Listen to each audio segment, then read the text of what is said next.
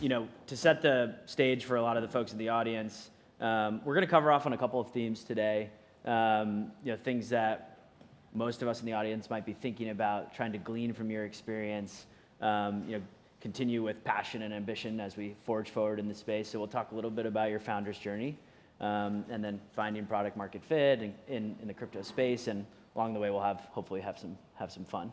Awesome. Does that sound good? Let's do it. Cool. Well, we're going to dive into blockchain and Web3. That's why we're all here. But first, with a room full of founders, I would totally be remiss not to ask you about your decision to leave what might seem like a stable biology, MD, PhD path at Stanford and start your venture studio, Axiom Zen.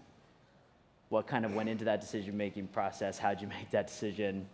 Well, I think the best piece of advice I got at that age was from my academic advisor, who's a very interesting guy, Robert Sapolsky. You should read his book, Why Zebras Don't Get Ulcers. I'll make a plug there. But he said, hey, if you're not sure what you want to do, go try it. And I was on this path of, hey, biology and biotech and all this stuff. And then the goal wasn't to become a doctor, but to go into biotech. And so I took a year off from Stanford and went into a biotech internship. Just the first couple of weeks, I realized, hey, this stuff's going to move too slowly. So I think it was more of my personality just fits with technology, where I can do something, hit a button, and see the reaction. And it was kind of an instant decision. Now, I didn't first start the venture studio. I went through a circuitous path, joined a nonprofit, helped some founders find in Middle East, connect with VCs and entrepreneurs in Silicon Valley to provide mentorship.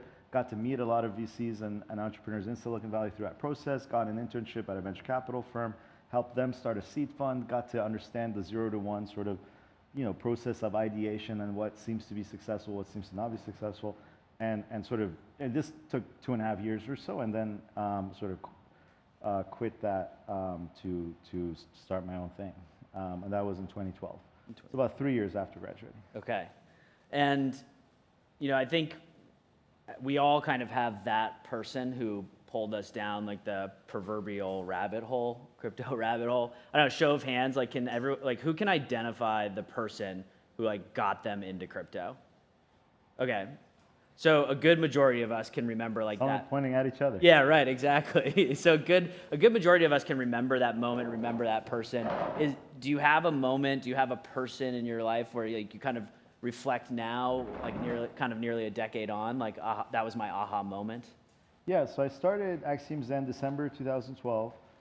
April 2013, I got an email from this ex-Apple engineer, Dieter Shirley. It was kind of a one-page application, half a just a cover letter, no resume. Well, with a very simple sort of bullet point resume.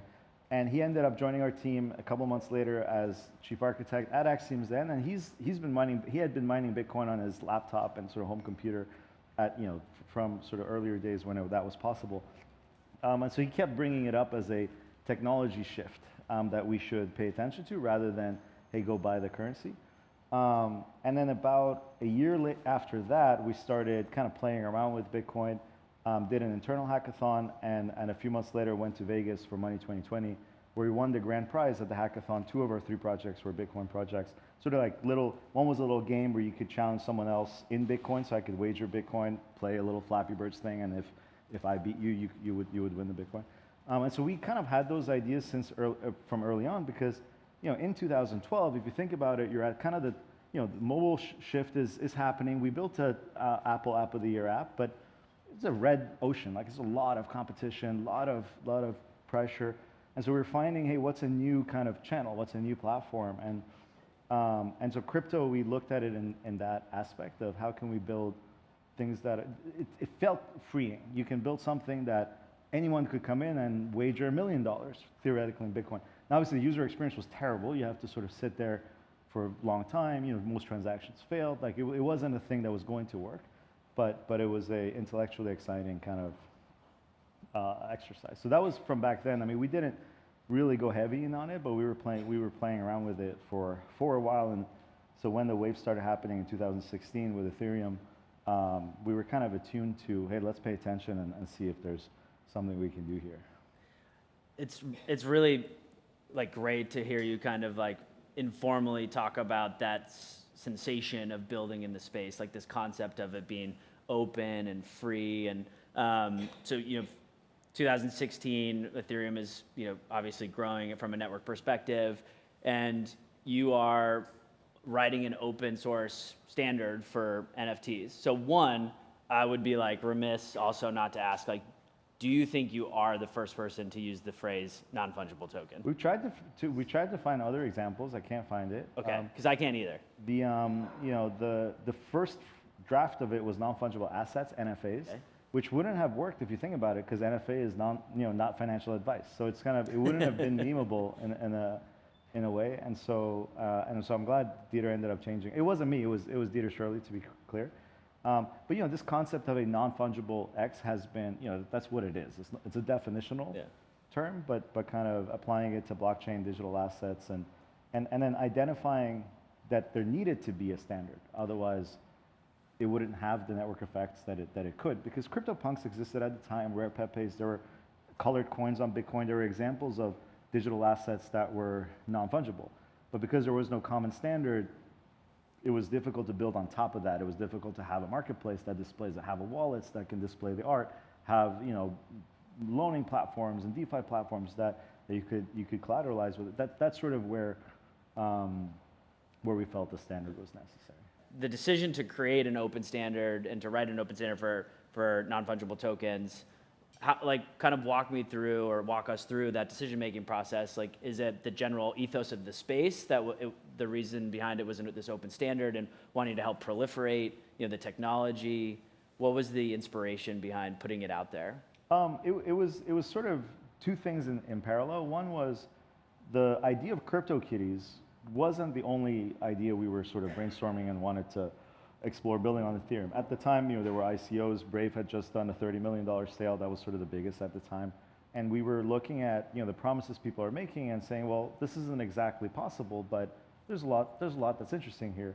And so we, the goal of the non-fungible token, like CryptoKitties was one of several ideas, multiple of which needed a common standard, and including real estate fractionalization, including how do you represent plots of land, and if you wanted to put land and title on the blockchain, how would you even represent that? Because do you create everything as an individual cryptocurrency? Do you create new coins for every type of digital asset, for every type of, it just didn't make sense. And so sort of other ideas led to it. And then once we had the idea of CryptoKitties, once we sort of started testing it and realized, hey, this thing's really fun, we realized that having a kind of a go-to-market that included a shift to the technology as big as ERC20 would kind of attract the right kind of attention, and it would be a good base to launch from. So we published the first draft of the standard September 20th, and then launched the game October 28th as a beta at the first Ethereum global event. So it took like a month for the product to come out on top of the standard, and no one cared about the standard until the product came out, which is the reality. The tech by itself is intriguing to some people, but as soon as the product hits and users start using it, that's when people's imagination gets ignited of, oh wait, you could apply it to all these other things, and then everybody got involved to kind of flesh it out and incorporate it as a formal part of Ethereum. I think that's a really nice way of thinking about the group here and building on open source technology and with open source technology, and the canonical use case for that open source standard is CryptoKitties, and I want to spend a little bit of time talking about that because I think it's a really nice way to unpack some themes for the group. So you fast forward a little bit, CryptoKitties becomes one of the most widely used applications on the Ethereum blockchain, like kind of infamously slows down block time, brings Ethereum to a halt. And so you're in this moment, do you have, there's this one hand of really concrete product market fit, because you brought Ethereum to a halt, there's so many people using it, but unearthing maybe a design flaw at the time with where CryptoKitties was deployed. So how did you rationalize those two things happening at the same time? Yeah, I mean, so Ethereum, CryptoKitties at one point represented 30% of all the gas spent on the Ethereum network. So it sort of was a real problem for ICOs and all the early fintech kind of applications. But I think that this happened again with Top Shot. Really successful products sometimes make you think you have product market fit, even though you're making the revenue, but you might not have authentic product market fit because a lot of the energy underlying that revenue is actually speculative. So that level of energy, I think, is good because from a certain perspective, it brings people, it attracts people, it gets money in the door and helps you fund future development. But also you got to ask the question, hey, is that the fit with the right community, right? And is that community there for the right reasons? And how can I kind of build on that and make sure that you're treating it in the right way? Now on Ethereum, though, we saw terrible new user conversion rates where, if you had an Ethereum wallet and you had Ethereum, you could play the game and it was fun. But if you didn't, it was nearly impossible. And then secondly, of course, it was the performance question. So that's partially why we started Dapper Labs. We launched CryptoKitties as a bootstrap company that I was sole shareholder of, and we had never raised outside money. And we decided to make Dapper because we realized, holy crap, the gap is actually big. And to enable the next wave of developers, people have to simplify a lot of these bits and pieces because even building CryptoKitties was really difficult, but then realizing, oh wow, now I have to solve scalability and solve the user experience problem. Right. And there's nothing there at the time. So there was no OpenSea, there was no Alchemy, there was no none of the products, there was no Zeppelin, there was no crypto startup school, there was no A16Z crypto, right? And so it's sort of a lot of the stuff that we rely on today didn't exist. But it was a complicated sort of circuitous route to get us to where we are today, which is NBA, NFL, on-flow, and just a different sort of stage for the next bear market, if you will. Yeah, you cut your teeth for us, for sure. In some senses, yeah. I think it's a really interesting concept and maybe one that we all here kind of grapple with from time to time as you hit these technological complexities or roadblocks. And I think there's a very reasonable argument to be made of you could have looked at the issues with Ethereum and thought isn't this somebody else's problem? But so you decided to build Flow, and what gives you how do you find the confidence to take that on? You're going from deploying an NFT-based game to now building an entire ecosystem. Yeah, I mean, look, at the time we built CryptoKitties, we also had developer-facing products. So we built ZenHub and some other things. So we always knew how to interface with developers, but for the first year and a half, we didn't have that confidence. And in fact, most of the advice we got was, hey, stay focused on what you should, what you're good at, which is building applications for consumers. But the more we I spoke to Vitalik personally. I spoke to all of the current builders of all the top layer ones, and at the time there was no NFTs weren't a thing. 2018, 2019, the idea of Web3 for consumers wasn't or crypto for consumers, crypto for consumer applications wasn't that interesting. It was about DeFi. It was about the future of finance. It was about onboarding institutions. I mean, to an extent, for many people, it still is. And so the platforms, the way they're built, weren't. As a product person, it was too much risk. It was too difficult. It felt like trying to build Angry Birds on the BlackBerry, right? It's just not fun for the customer, and it's not fun for the developer. And so something's got to give. And when I talk to all the builders of these layer ones, they don't have empathy for the pain we're feeling as consumer developers. And so we reinvented a lot on Flow. But before we did, we built the first smart contract wallet on Ethereum for consumers, first wallet to do pay gas on behalf of consumers, first wallet to do key recovery on behalf of consumers, first wallet to integrate credit card payments for NFTs on behalf of consumers. We built two of the most complex Ethereum games that exist, CryptoKitties and Cheese Wizards. Cheese Wizards came within 42 bytes of the EVM bytecode limit, so we went deep on Ethereum. We were, we had written more smart contracts than anybody. First OpenSea smart contract was for CryptoKitties. First Axie smart contract was for CryptoKitties. All the Open Zeppelin drafts for CryptoKitties. So we were deep on Ethereum, but all this stuff is just too hard. It's hard to build a house on stilts, right? It's sort of, right. As a developer, you're spending all your time just catching up.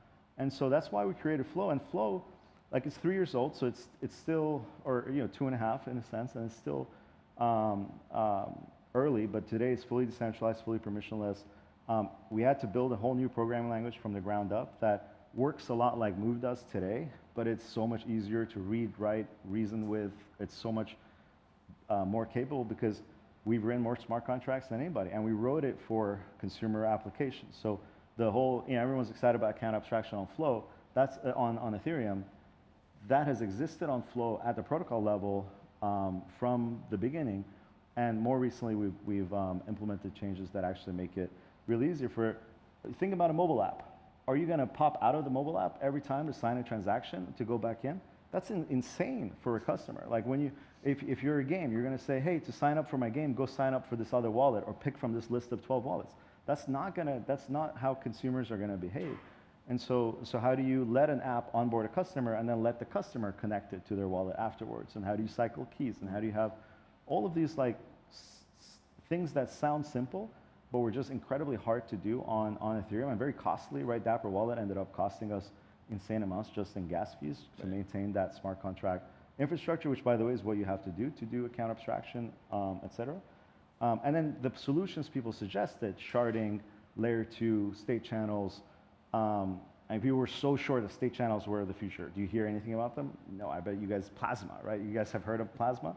Or there's things that people were so sure was part of the future that it's like, that sounds really hard, man, and it sounds really sort of far from like me being able to build a business on it. Like that was the problem is people were a lot of theory without a lot of how do you build a business on it. Yeah.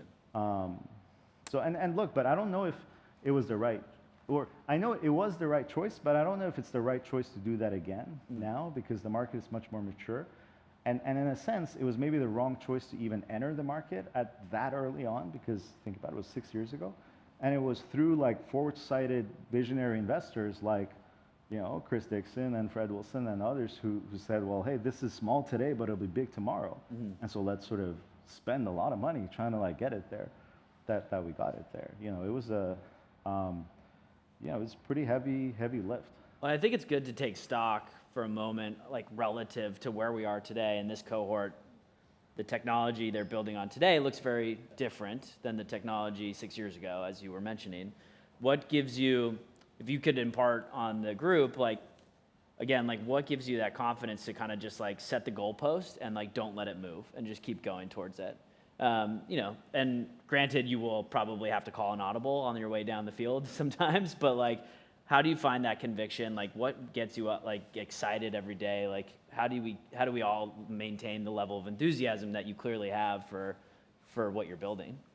I mean, I just try to keep it simple. And to be honest, it was a lot harder during the bull market times to keep people focused because every little thing was like, hey, these other guys are so successful. That has to be the right way. These other guys are so successful. But the reality is anything you tossed up in the air flew, right? Like it wasn't, it didn't correlate. So now it's a little bit easier because everyone's depressed, and so you offer a vision of the future, and everyone's like, okay, that makes sense. But if you think about it, it's just super simple. Does ownership matter to humans? Yes or no, right? Will digital life matter as much as physical life? Yes or no? Like that's all that matters, right? So will ownership matter in the digital world? Should ownership be adjudicated by a single company? Right? Like these are very simple answers. Ownership should not be adjudicated by a single company. It can't be.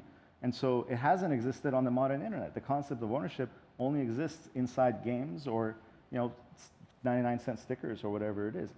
How is that human, right? It's a blip on the evolutionary timescale, right?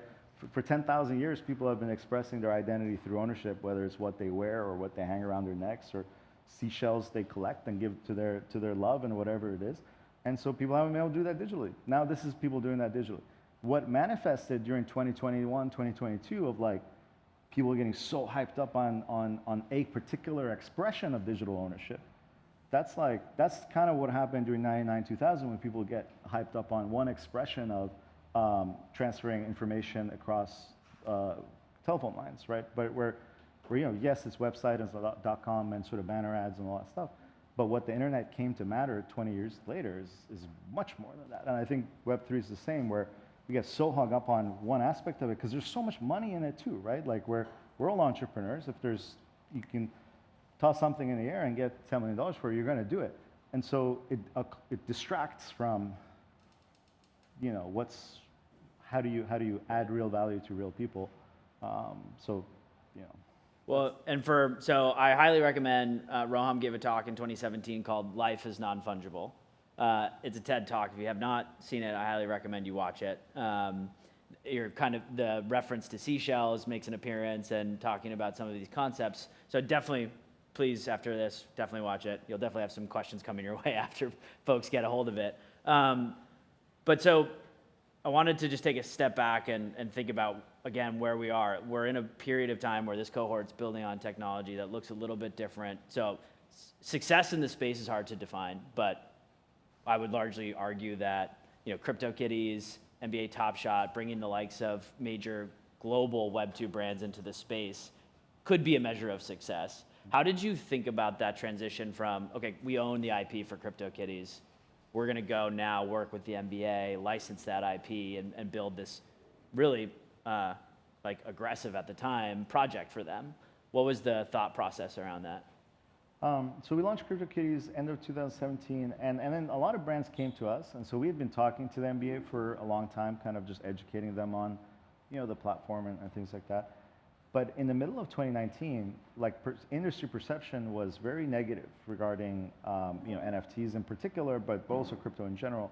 And so we thought that it was very important to bring something that kind of shocked people out of their complacency in a way, and said, hey, this is, and just the analogy of sports trading cards is so perfect because it's just a physical thing. Now you're just making it digital, and it's better.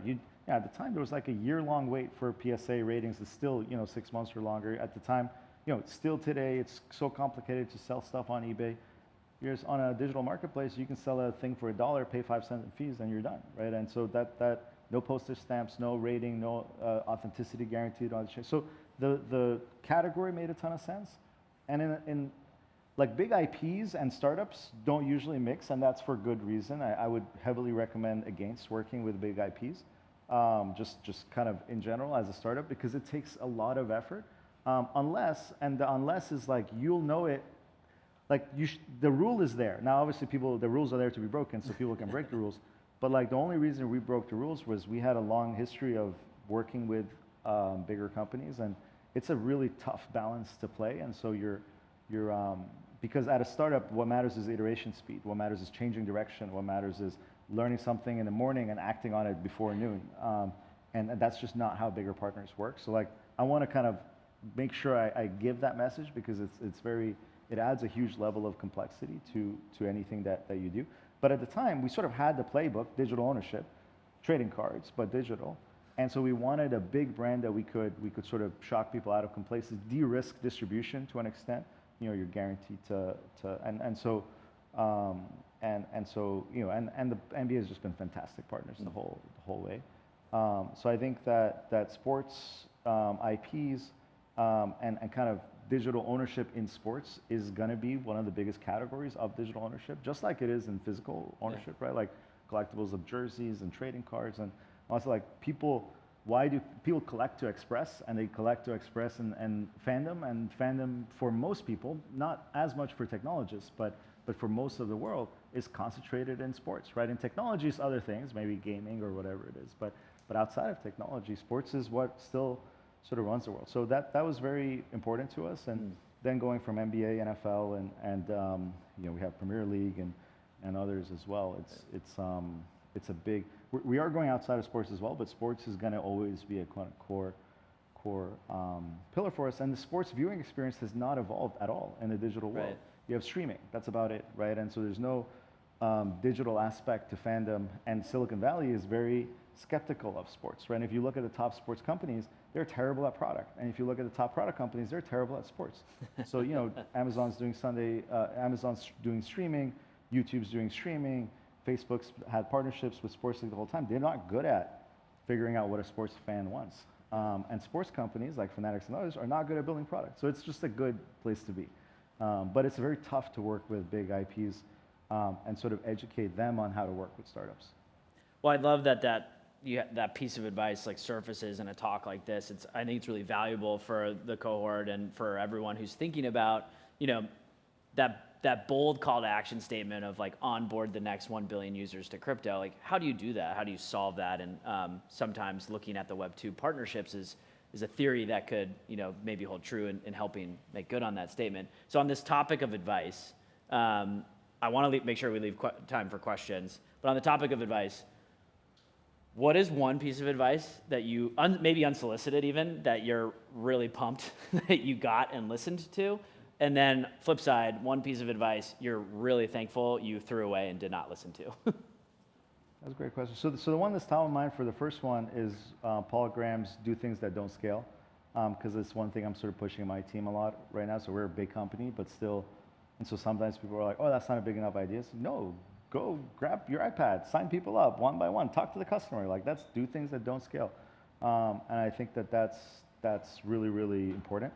And then in terms of advice to not follow, it's generally always good to follow the advice of focus and sort of, being very focused on your mission and your theory.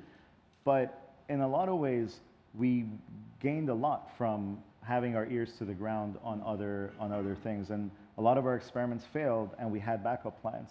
In parallel with doing a lot of the scalability research, in parallel with meeting with all of the Vitaliks and all the people working on Layer 2, figuring out how to build on, with Algorand work, with Solana work, whatever, we were doing our own research of what it would look like to build our own chain. And so that's a big part of what gave us confidence. We're working on it in parallel.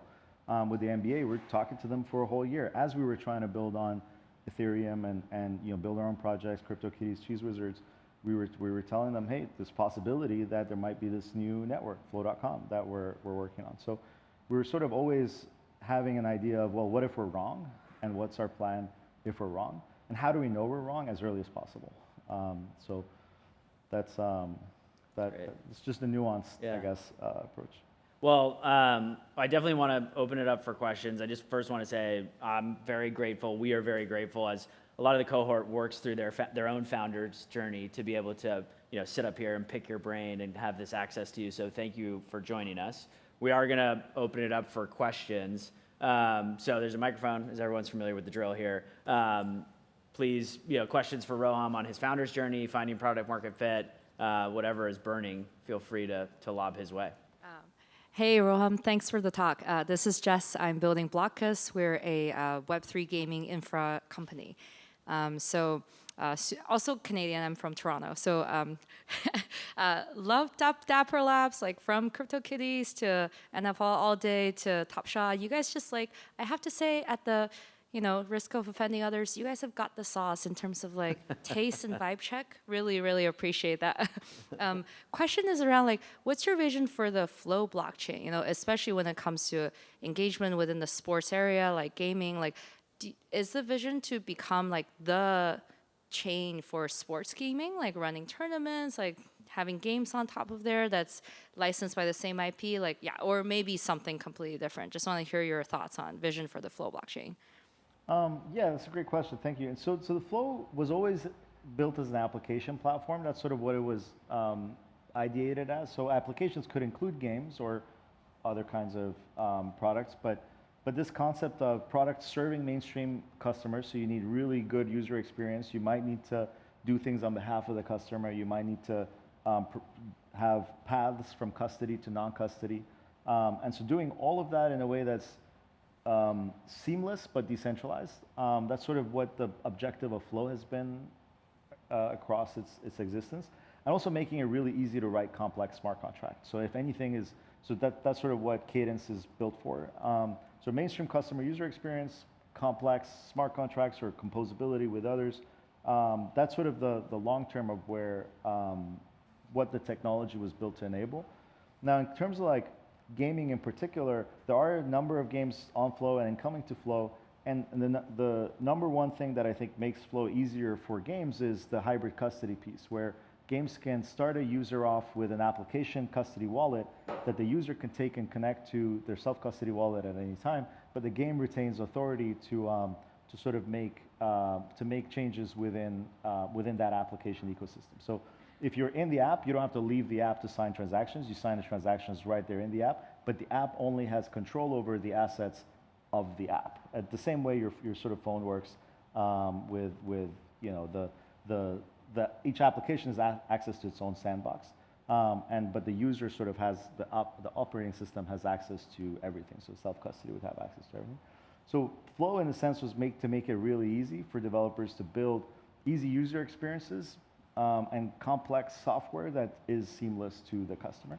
whether it's games or anything else. There's a full Unity SDK now, Unreal's coming soon, and so all of those pieces are getting easier and easier over time.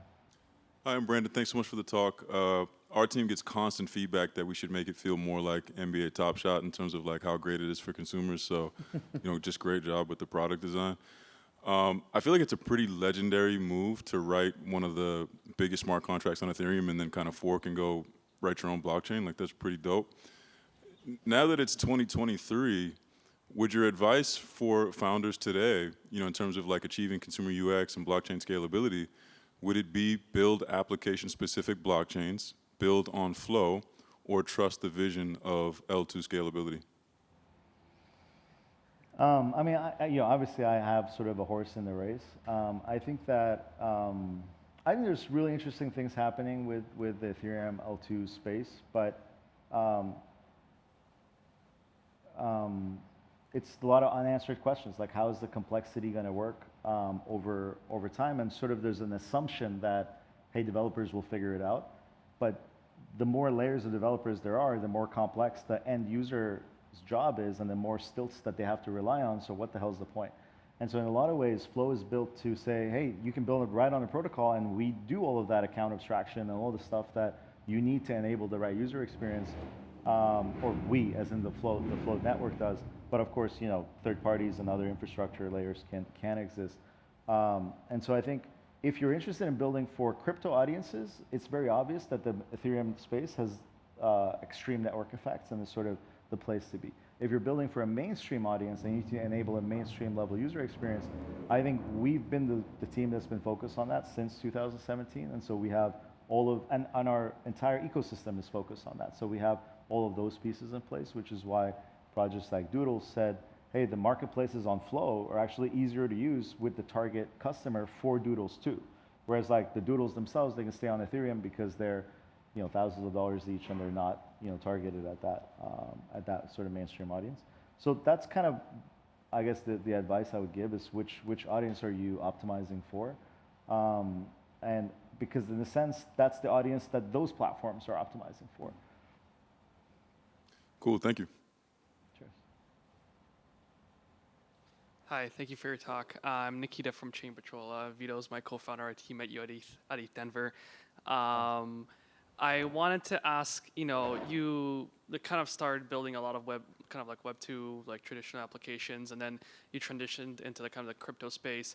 Like, how did you take the time to learn about the space, and how did you kind of upskill or train your team? And then how do you think about hiring new developers? Do you hire experienced people who have experience in the crypto space, or if you hire inexperienced people, how do you make sure that they have all the knowledge they need to work effectively on Flow, building a blockchain from the ground up? Yeah. That second one's been challenging because I think, well, at this point, there's so much information out there that if a developer walks in not having even looked at sort of Solidity code or understanding the dynamics of digital ownership and this kind of thing, then they don't have that intellectual curiosity in the space. So I would say, it's really important to go after people who are and things change so fast that you just want people, even if they're maybe not raw, the top computer scientists, et cetera, that are just passionate about staying in touch with what are people doing, what's risky, what are the most recent exploits, what are the user experience patterns, and how are people accomplishing. It's just so much context, right? And so that would be what we've seen is product-minded engineers that are passionate about the mission of building products that are Web3 based that customers want to use. That's what you need right now, because there's so much technical risk and complexity at every level of anything you want to do, and whether you're building on APIs or building, if you're building raw on the layer one, obviously there's a high degree of complexity. If you're building on APIs, you need to understand what all of the abstraction layers that you're building on, right? And what's the risk that you're taking, and what does that mean for your customer, and all that stuff. So I think that just intellectual curiosity about the space is by far the number one criteria, and then use that in that should be demonstrated, right? If someone shows up to your interview and they're not prepared, it's not good enough. For us, in the years pre-Axiom Zen, we were not just building normal software. The mission was shape the impact of emerging technology. So we were always kind of on that blurred line between, we're looking at crypto, looking at, early natural language processing stuff, which kind of funny how, things turn out. And then early sort of AR, VR kind of applications, and even our mobile stuff was centered around, hey, how do we create sort of open things, and even at one point exploring airdrop-based games and stuff like that. So it was always like, what's the next thing? Because the last thing is just, it seemed too crowded in a way, and just not as intellectually exciting. So one thing Axiom then did do is so we bootstrapped the whole company, and part of what we did was provide services, consulting to bigger companies, where we would help them with emerging technology. So hey, Lululemon, what does machine learning mean for you, and how do you think about like, hey, recommendation engines for your carts versus whatever it is, and how do you even like, what is an innovation process, and how do we help CAA set up their first venture studio or kind of incubator in a sense. So, but how do we originally train people? You just take back-end engineers that are really intellectually curious, but also you need a little bit of not the move fast, break things people, but the let's take this shit seriously, drop architecture diagrams, think of the abstraction layers. Like you need a little bit of that, whereas for the smart contract layer. But remember, apps are not just smart contracts. Here, I'll just say one little thing. Most of the crypto space is in this mindset that kind of, the analogy I use is open source. So I think majority of software we use today uses open source, but majority of software we use today is not open source, right? We use software itself that has closed source components as well as open source components. The entire crypto space behaves as if the majority of software in the future will be open state. Like it'll just be serverless. It will be just smart contracts served directly to like, web interfaces. There's nothing in history to sort of imply that that's going to be the case. We believe the majority of software in the future will have open state components. It'll allow people to come with their own data, log in with their own sort of access keys, have control over their own assets and information. But yeah, there's going to be mobile apps in the future, and they're going to have locally hosted code, right? There's going to be back-end software code in the future, and guess what? Most business logic should exist at the back end because it's easier to manipulate. And as long as it doesn't break trust for the customer, you want to prioritize iteration speed, not, just some intellectual idea of decentralization, right? You just put decentralization where it matters to the customer. So that's my quick sort of bit on that. As in, you're going to need all types of engineers, right? And you're going to need, especially the kind of people who are going to be user-driven enough to say, insist, no, this piece needs to be decentralized because otherwise we're breaking the promise to the customer. Versus, and look, we haven't, as Dapper Labs, we made some mistakes on that, by the way, or some compromises that took too long to uncompromise. But you guys don't have to make the same mistakes. So, Thank you for the really detailed answer. for sure. How's it going? My name is Adam. I'm with Bello. Part of being in CSS is talking to users, right? For the category of the product that we're building in, I'd argue you fall in line with what we're building in. We build NFT analytics. So I'm trying to understand better, like, what does your data stack sort of look like your tooling stack to measure audience behavior, engagement, to track the success of on-chain activity, who your collectors are. Like, I'd love to just kind of like pick your brain on that for a minute. So to be honest, our data stack is completely off-chain right now, where it's all instrumented front end, back end, and we did but it's a little frustrating because all that information includes all of the on-chain data, but it also includes people who come to the website, don't make a purchase, people who, so it includes more than just the people who are even logged in, etc. But I think that, and there aren't really that many good tools for developers to use in terms of on-chain analytics. Actually, our hackathon project at ETH Waterloo in 2017 was kind of like a little on-chain mix panel.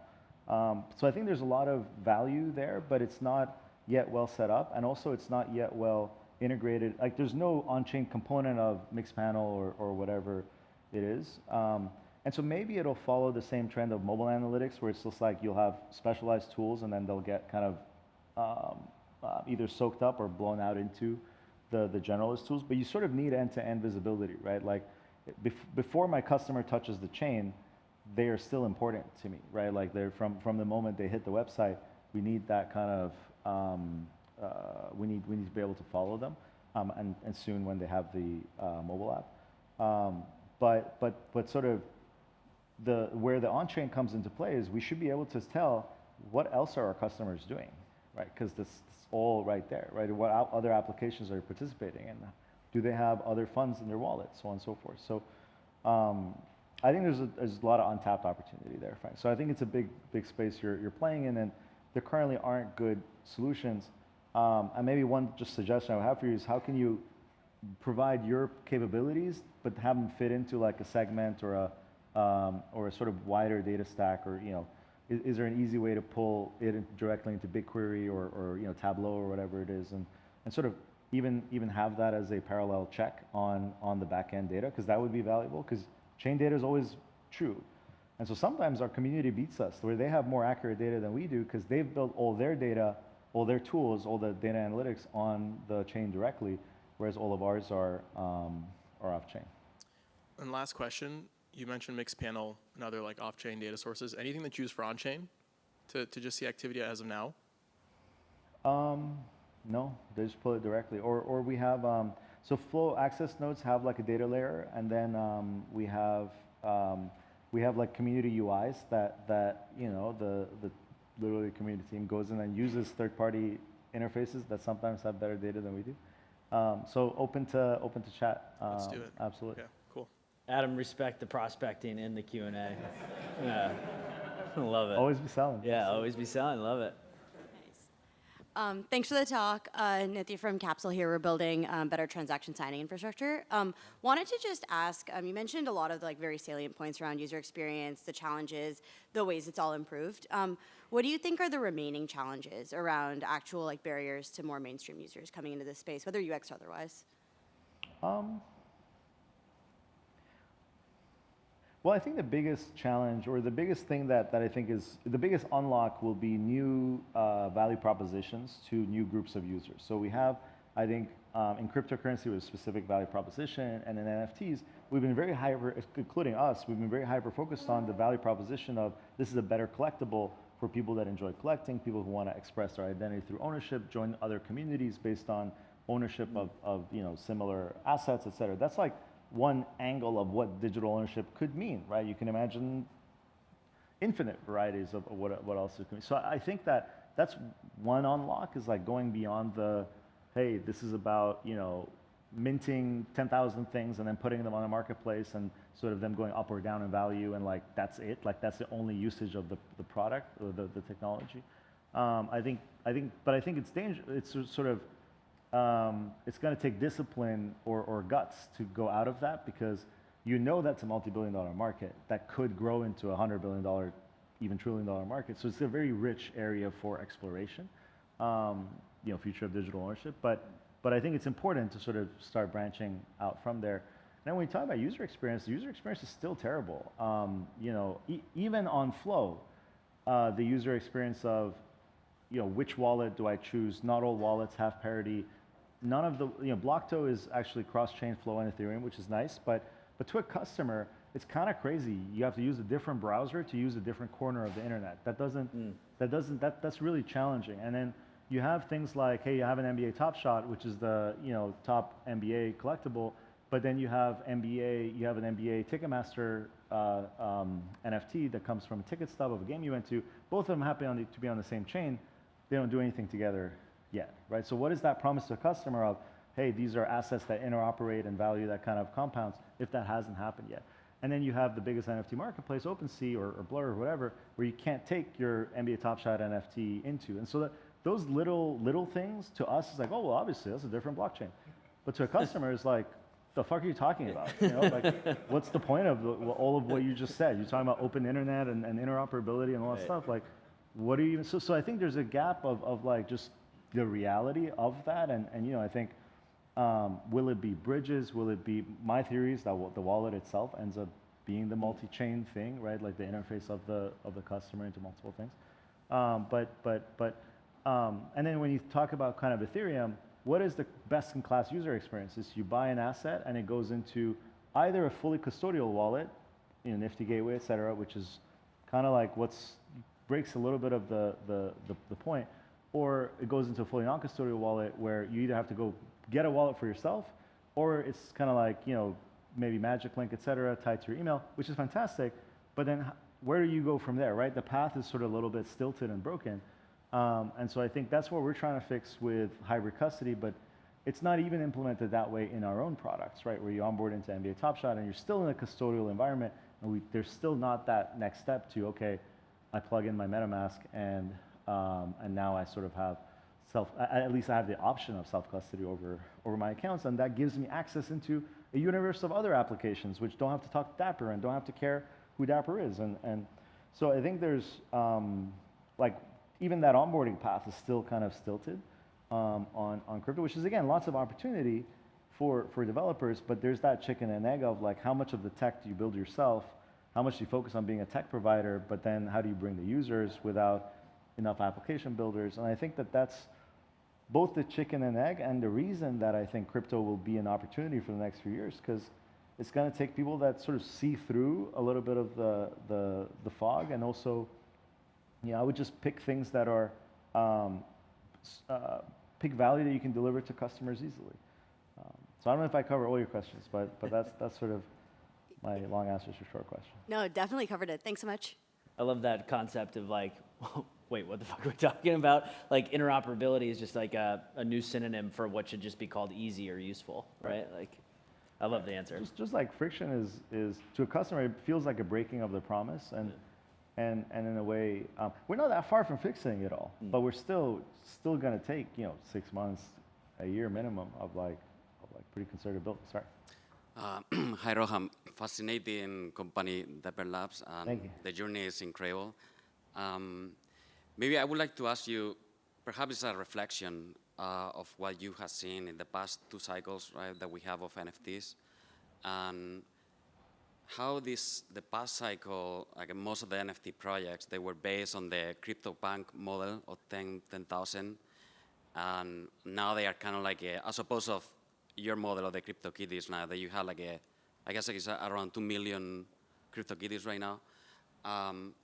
So there are 2 different models, and I would like to ask you for your opinion about how you see, I mean, of course, Dapper Labs evolved, right, the company, but how you see these new companies that they are kind of like stuck into this model of scarcity of the 10K, like how do you see them like evolving or keeping like creating the network effect of without increasing supply? Yeah, just your opinion about that. Yeah. Well, I think the masterclass there is I think you guys done a really great job of saying, well, hey, we're gonna limit the supply of the actual NFTs, but we're gonna build a big brand around the assets, and I think Doodles is exactly kind of on that same track where the supply of the original NFTs is constricted, but they're building tools that let millions more people potentially engage with the brand. And I think that, whether it's through gaming experiences, whether it's through sort of different kinds of cheaper mechanics, whether it's through kind of more the path you guys taking with experiences, et cetera. I mean, Doodle's doing the same as well. I think that's one approach to sort of keeping the original supply constricted, but being able to engage more and more people. I also think that valuation models evolve over time. Like right now, the valuation model and it's evolving, but very much during this last cycle, the valuation model for most NFT traders or investors was, hey, floor price, mint count. That's usually the thing, right? Hey, what's the floor price? What's the mint count? And so for a CryptoKitties or an NBA Top Shot, it's a very tough sort of place to be, because we're always been focused on, hey, the cheap trading card is worth nothing. The expensive trading card is worth something. And in fact, you need that sort of variance in order to make the special things feel special, but also have the ability for people to just play with it for fun. It's okay for people to have 5 things that are worth nothing. That still brings joy to someone. You know what I mean? And that's a fundamental sort of part of our philosophy, where it's not enough for us to say, hey, we're gonna,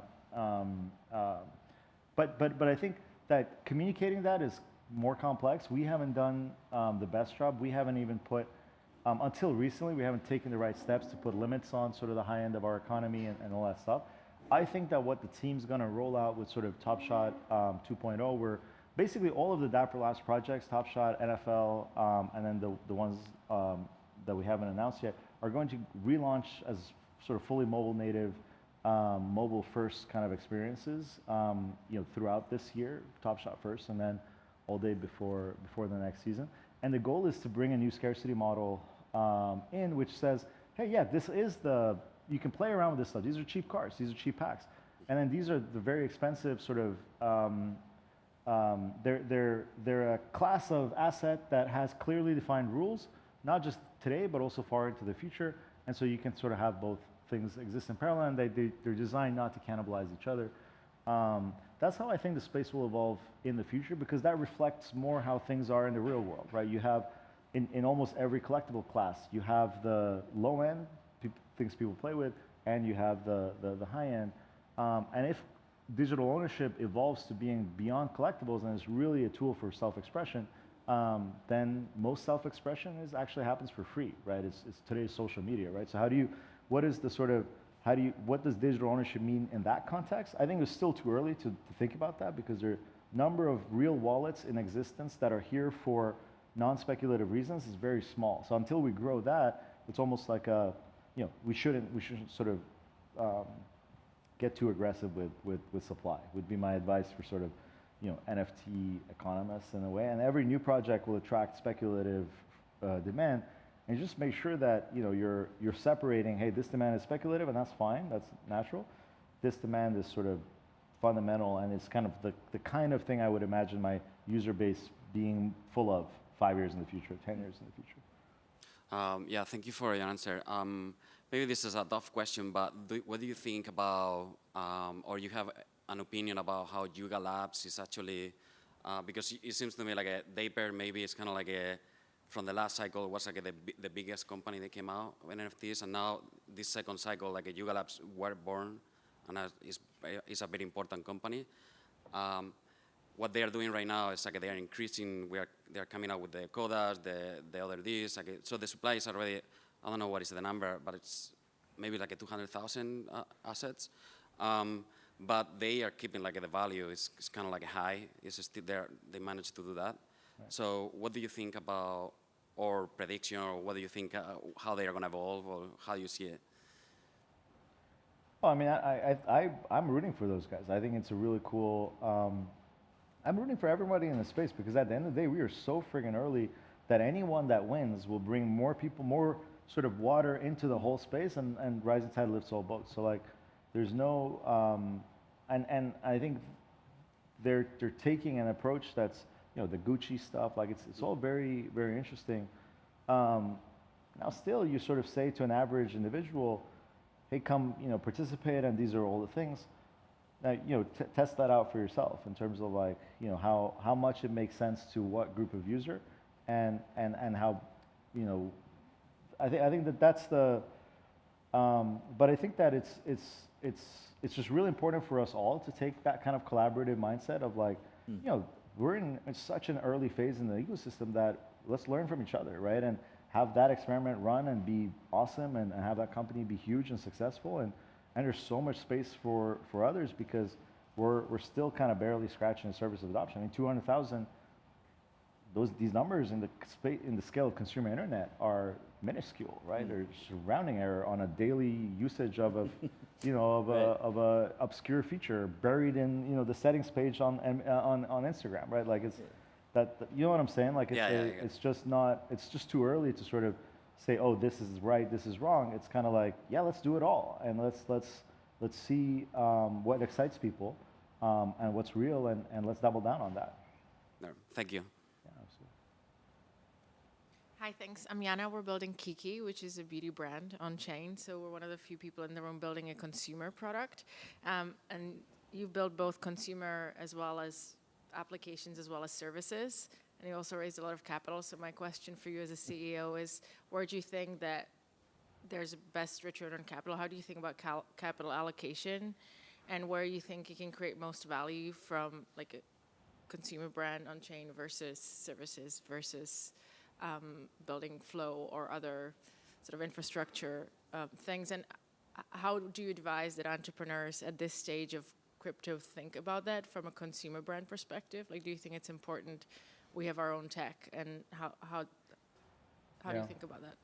Yeah, look, I mean, my number one thing would be you got to do what's right for you, and that's not like a Dr. Seuss thing. That's like a, you need that founder product market fit, right? If it's not the right product for you, then you'll always be kind of not, not in the right, just not in the right sort of headspace. I mean, for us, I'm kind of ADD as hell, so it's always been natural to sort of have a leg in two fronts, but the teams are very focused. Like the studio teams are focused on all the application stuff, and then the platform teams do the platform things. Flow is just its own separate beast and has been for a while, and Dieter runs it and is sort of it can, everyone in there can have a sort of a focused mindset, and I think that's really important. Where is the biggest return on capital? I think again, like for us, what we are best at is saying, what can we do for the mainstream customer? And there's so few people focus on that mission that, or at least like building the products for those people to use, that's still the best place for us to play in. And compared to other teams in crypto, we have the capacity to go way lower in the stack. And so, we're not, but in a sense, you don't want to, and the NBA Top Shot, like the NBA Top Shot team, they have access to levers that they can just pull. They don't need to, if they need to work on a smart contract, that takes, they need to sort of escalate that. That's a whole separate abstraction layer. So even in our own company, we sort of try to keep people very focused and enable people higher up the stack to be able to move fast without having to sort of daily struggle with the abstraction layers. But so my advice would be, you just need to understand every piece that you're building on.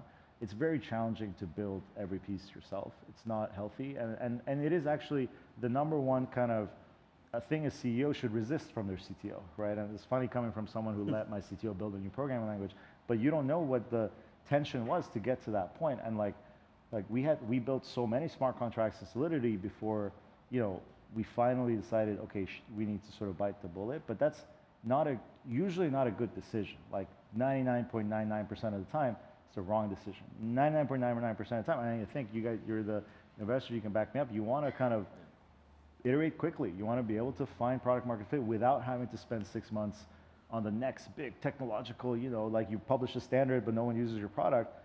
Your investor's not going to be very happy about that. You know what I mean?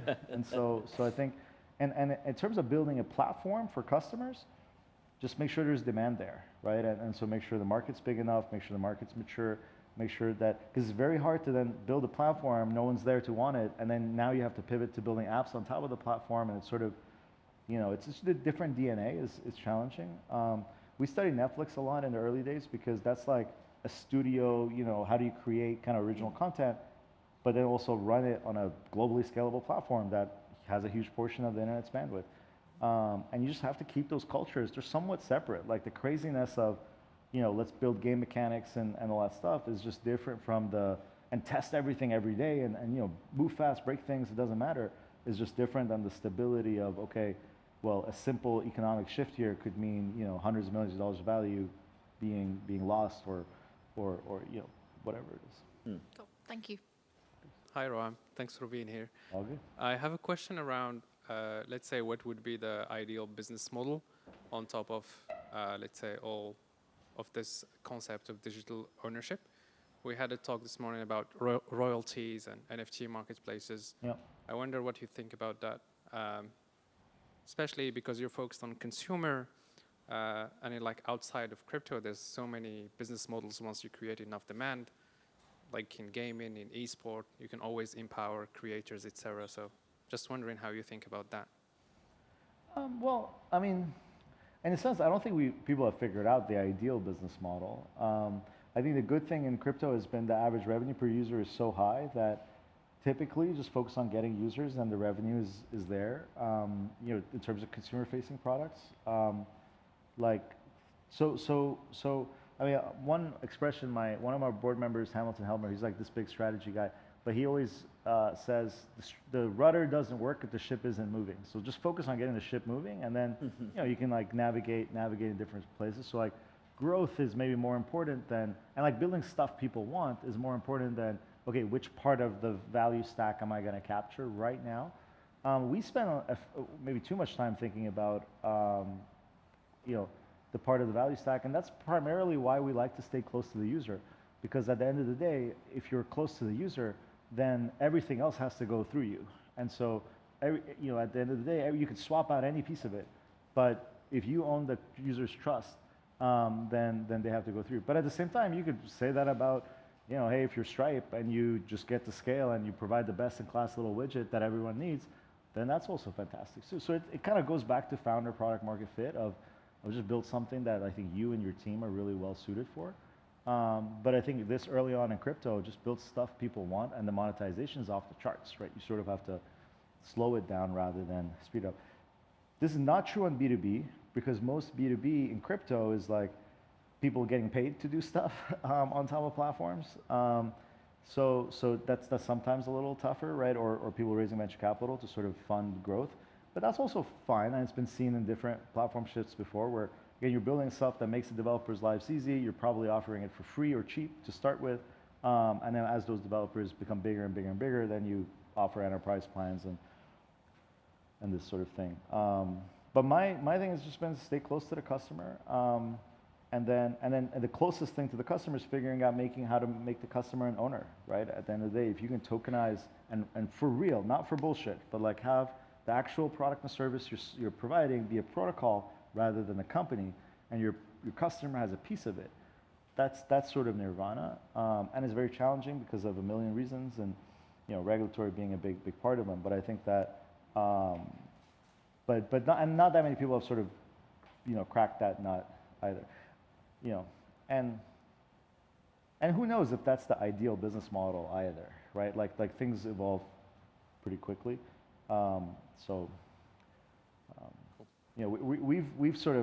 We're still keeping our bets open, all three layers of the stack. Cool. Thank you. Awesome.